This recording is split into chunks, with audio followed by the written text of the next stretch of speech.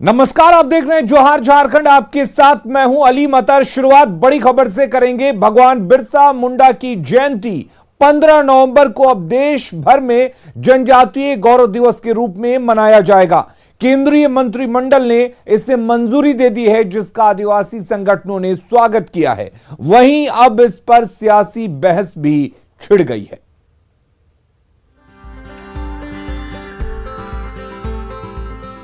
आदिवासी संस्कृति और उपलब्धियों के गौरवशाली इतिहास को जन जन तक पहुंचाने के लिए केंद्र सरकार ने बड़ा फैसला लिया है।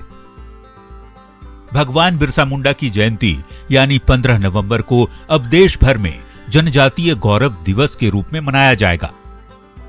केंद्रीय मंत्री अनुराग ठाकुर ने इसकी जानकारी देते हुए बताया कि 15 से 22 नवंबर तक सप्ताह भर चलने वाले समारोहों की योजना बनाई गई है। झारखंड के आदिवासी संगठनों ने केंद्र सरकार के इस फैसले का स्वागत किया है। इसका हम लोग स्वागत करते हैं, लेकिन बिरसा मुंडा का गौरवपूर्ण दिवस और भी अच्छे होते जब उनकी जो सपना था अबुआ दिसुम अबुआ राज, ग्राम सभा का अधिकार और उनके संवैधानिक अधिकार को लागू करते तो और भी अच्छा होता। सबसे पहले तो मैं स्वागत करती हूँ कि जो जनजाति का गौरव दिवस का मनाने का जो निर्णय लिया गया है, ये केंद्र सरकार की तरफ से ये बधाई का पात्र है। शिक्षाविद डॉक्टर कर्मा उरांव ने केंद्र सरकार के इस फैसले को देश भर में रहने वाले आदिवासी समाज के हित में बताया। हालांकि उन्होंने कहा कि बिरसा मुंडा के सपनों के झारखंड में आज भी विकास और आदिवासी समाज से जुड़े मुद्दे अधूरे हैं। ये सब बहुत खुशी की बात है पूरे सारे देश के आदिवासियों के लिए। ये अहम बातें हैं, इसका हम लोग स्वागत करते हैं। इस फैसले के बाद झारखंड में सियासी बहस छिड़ गई है। बीजेपी और आजसू केंद्र सरकार के इस फैसले से उत्साहित है। मैं आज के दिन में कहना चाहता हूं कि आदिवासी समाज का जो धरोहर है भगवान बिरसा मुंडा जी, उनके प्रति श्रद्धांजलि दे करके सिर्फ झारखंड का ही नहीं पूरे देश का मान और प्रतिष्ठा बढ़ाने का काम आदरणीय मोदी जी ने काम किया है। इस निर्णय का सबसे पहले तो हम स्वागत करते हैं और धन्यवाद देते हैं कि केंद्र सरकार ने यह निर्णय लेकर के जनजातीय समाज को और झारखंड को एक तरह से राष्ट्रीय पहचान दिया है। झारखंड मुक्ति मोर्चा और कांग्रेस ने इस फैसले का स्वागत तो किया है, लेकिन सरकार की मंशा और राजनीति पर सवाल भी खड़े किए हैं। पूरे जनजातीय समाज से जो संबंधित आरक्षित सीटें थी, वहां से इनका सुपड़ा साफ कर दिया गया था विधानसभा के चुनाव में। तो जनजातीय समुदाय को लेकर के ये कितने चिंतित हैं, ये राज्य की जनता और देश की जनता जानती है। झारखंड में भगवान बिरसा मुंडा को हम सिर्फ भगवान बिरसा मुंडा को जानते नहीं हैं, उनके इतिहास को नहीं जानते हैं, उनको पूजने का काम करते हैं। और ये भारतीय जनता पार्टी के लोगों के जेहन में भी नहीं होगा और उनके इतिहास में भी ये बातें नहीं होंगी। बता दें कि मुंडा जनजाति से ताल्लुक रखने वाले बिरसा मुंडा का जन्म 15 नवंबर 1875 को हुआ था। ब्रिटिश शासन के खिलाफ उन्होंने 19वीं शताब्दी में आदिवासी इलाकों में आंदोलन का नेतृत्व किया। उनकी जयंती बिरसा मुंडा जयंती के रूप में मनाई जाती है। इसी दिन झारखंड स्थापना दिवस भी है। बता दें, प्रधानमंत्री नरेंद्र मोदी ने 24 अक्टूबर को मन की बात कार्यक्रम में देश के प्रति बिरसा मुंडा के योगदान को याद किया था और अब भगवान बिरसा मुंडा की जयंती को देश भर में जनजातीय गौरव दिवस के रूप में मनाने का सरकार ने फैसला किया है।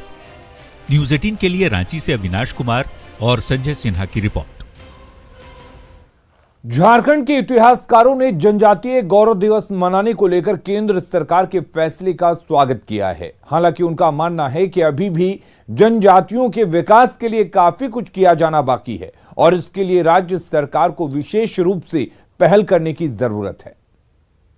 झारखंड के सपूत बिरसा मुंडा को उसके जन्म दिवस को पूरे भारत के जनजातियों का जनजातीय गौरव दिवस घोषित कर दिया, ताकि हमारे देश की अगली पीढ़ी यह जान सके कि भारत के आदिवासियों ने हमारे देश की संस्कृति और इतिहास में कितनी मेहनत से उसे सींचकर अपना योगदान दिया है। 15 नवंबर को झारखंड राज्य का स्थापना दिवस है। इस बार स्थापना दिवस पर हेमंत सरकार की परेशानी बढ़ने वाली है। राज्य सरकार से नाराज कई संगठनों ने 15 नवंबर तक का अल्टीमेटम दे दिया है। बेरोजगार नौजवान हो या आदिवासी, मूलवासी संगठन और ओबीसी मोर्चा, हर कोई राज्य सरकार के खिलाफ आर पार की लड़ाई के मूड में नजर आ रहा है।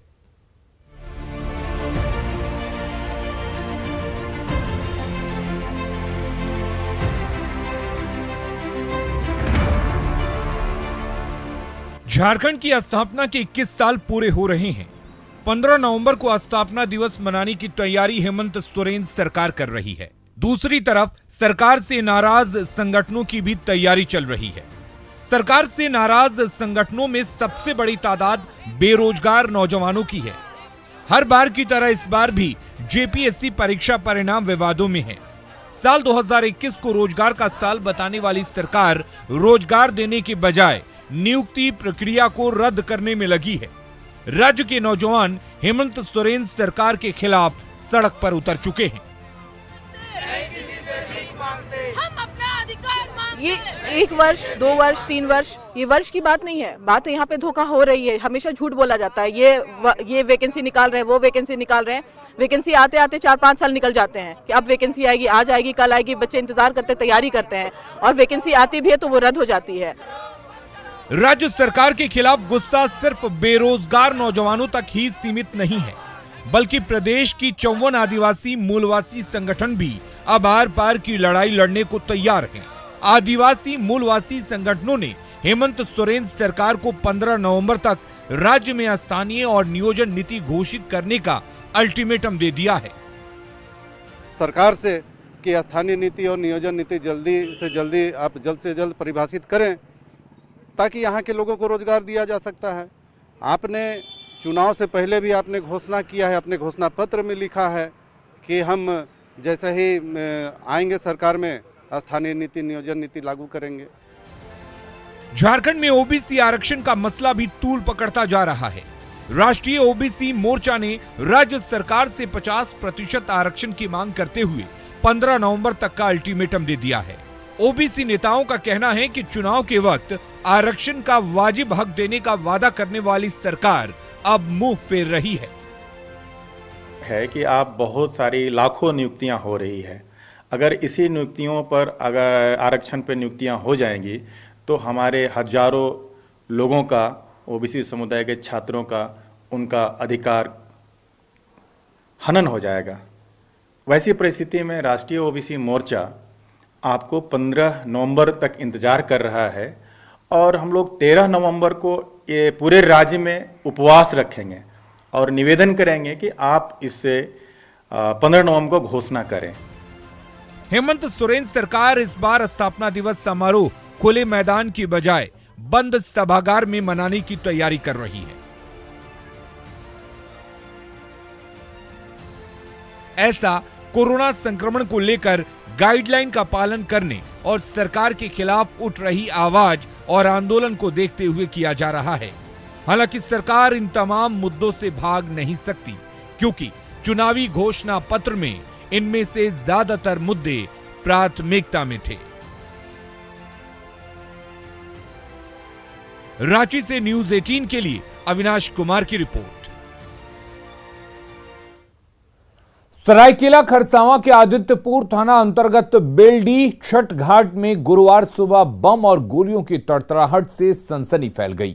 विक्की नंद नाम के शख्स अपने पार्टनर के साथ उदयमान सूर्य को अर्घ देने के बाद सपरिवार अपनी गाड़ी में बैठा ही था कि तभी उस पर किसी ने बम और गोलियों से हमला कर दिया। घटना सीसीटीवी में कैद हो गई। बमबाजी से सहमा सरायकेला, बाल बाल बची युवक युवती की जान। खौफ की पूरी तस्वीर सीसीटीवी में कैद। यही वो शख्स है जिस पर बेखौफ बदमाशों ने अहले सुबह सरायकेला जिले के आदित्यपुर थाने के बेलडी छठ घाट पर जानलेवा हमला किया, जिसकी तस्वीर सीसीटीवी कैमरे में कैद हो गई है। देखिए कैसे अपराधियों ने इस खौफनाक वारदात को अंजाम दिया है। पलक झपकते ही पूरा इलाका धुआं धुआं हो गया। सीसीटीवी कैमरे के मुताबिक सुबह 7:15 हो रहे थे। विक्की नंदा अपने पार्टनर के साथ भगवान सूर्य को अर्घ देने के बाद सपरिवार अपनी गाड़ी पर बैठा ही था कि गाड़ी के पास घात लगाए हमलावरों ने एक के बाद एक 2 बम फेंक दिया। धमाका होते ही पूरा इलाका खौफ और दहशत के आगोश में समा गया। मौके पर अफरा तफरी मच गई। आसपास का इलाका धुआं धुआं हो गया। इस बीच अपराधियों ने गोलीबारी भी करनी शुरू कर दी। बमबाजी में विक्की नंदा जख्मी हो गया। वहीं गोलीबारी में एक युवती भी घायल हुई है, जिसे आनन फानन में इलाज के लिए टाटा अस्पताल लाया गया। देखिए, यही वो कार है जिस पर विक्की नंदा अपने परिवार के साथ बैठा था। बमबाजी होते ही वो कार से निकलकर भागने लगा। इसी बीच वो बम की चपेट में आ गया और जख्मी हो गया। किस्मत अच्छी थी कि विक्की की जान बाल बाल बच गई। बमबारी और गोलीबारी की खबर सुनते ही आदित्यपुर थाने की पुलिस मौके वारदात पर जा पहुंची और मामले की तफ्तीश में जुट गई।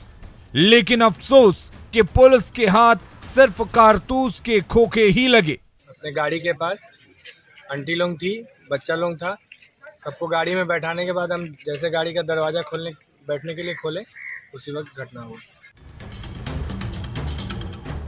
अब सवाल यह है कि हमला करने वाले लोग कौन थे?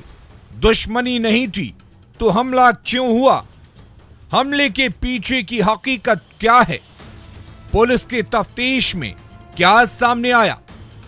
क्या सीसीटीवी फुटेज से किसी हमलावर की पहचान हुई है?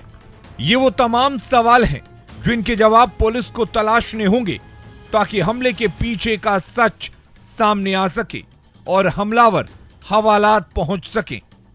न्यूज़ 18 के लिए सरायकेला के आदित्यपुर से प्रभंजन की रिपोर्ट। अगली खबर का रुख करते हैं। धनबाद के कतरास में जुआ खेलने को लेकर विवाद में मारपीट हुई है, जिसके बाद एक पक्ष के दर्जनों बाइक सवार युवकों ने दूसरे पक्ष के घर पर हमला बोल दिया। युवकों ने जमकर उत्पात मचाते हुए 5 बाइक को भी क्षतिग्रस्त कर दिया। साथ ही दहशत फैलाने को लेकर दर्जनों राउंड फायरिंग भी की। पूरा इलाका गोलियों की तड़तड़ाहट से गूंज गया। घटना के बाद से तनाव का माहौल बना हुआ है। वहीं लोगों ने पुलिस पर भी लापरवाही का आरोप लगाया है। जब बाहर में हल्ला गुल्ला देखा कि बाहर में गोली चल रहा था, हमको उठाया। उठाने बोला पापा बाहर मत निकलिए, बाहर में गोली चला रहा सब कोई। बहुत आदमी लड़का लोग हैं। बोले क्या हुआ?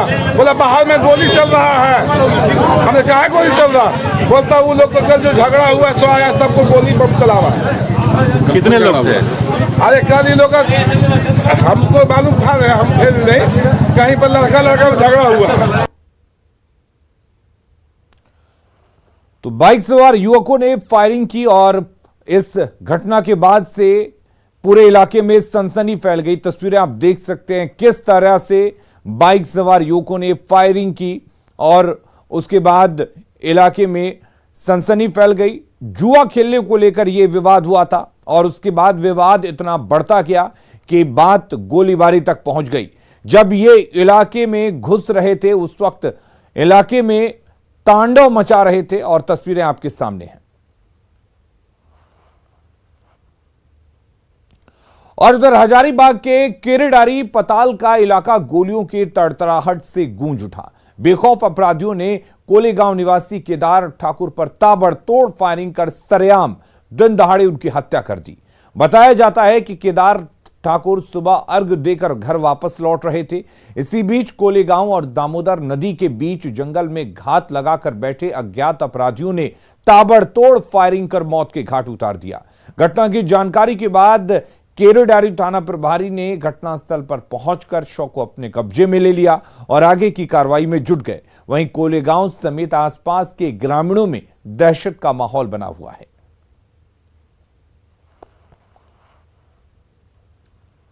बोकारो के चास मुफस्सिल थाना क्षेत्र के पुपुनकी गांव में एक विवाहित महिला का घर में फंदे से झूलता हुआ शव मिला। इस मामले को लेकर मृतका के मायके वालों ने पति हाशिम राजा समेत उसके भाई और सास ससुर पर दहेज में बाइक और 1 लाख की रकम नहीं देने पर हत्या करने का आरोप लगाया है। मृतका 4 दिन पहले ही अपने मायके वास्ते जी से ससुराल आई हुई थी। मृतका के भाई ने दहेज हत्या का मामला दर्ज करवाया है। पुलिस मामले की अनुसंधान में जुट गई है, लेकिन मामले के खुलासे को लेकर पोस्टमार्टम रिपोर्ट का इंतजार कर रही है। इधर परिजन आरोपियों की जल्द गिरफ्तारी की मांग कर रहे हैं। दिन आगे विदाई हुआ है और विदाई होने का बाद इन लोग माने साजिश करके भाई लोग मिल के और इन लोग फांसी में चढ़ा दिया लड़की को। जब लड़की को फांसी दे दिया तब फिर माने बात यही हुआ कि से माने लड़की के घर का बाप को गार्जियन को किसी को कॉल नहीं किया। गढ़वा जिले के रंका थाना क्षेत्र के केदाल गांव के जंगल में एक महिला का शव पेड़ से लटकते हुए मिला, जिससे पूरे क्षेत्र में सनसनी फैल गई। मृतक महिला की पहचान मूसनी उर्फ राजमती देवी के रूप में हुई है। मृतक महिला की भाभी ने मृतक महिला के पति पर मारने पीटने का आरोप लगाया है। पुलिस ने शव को कब्जे में लेकर छानबीन शुरू कर दी है। महिला के मायके वालों को शक है कि पति ने ही महिला की हत्या की है।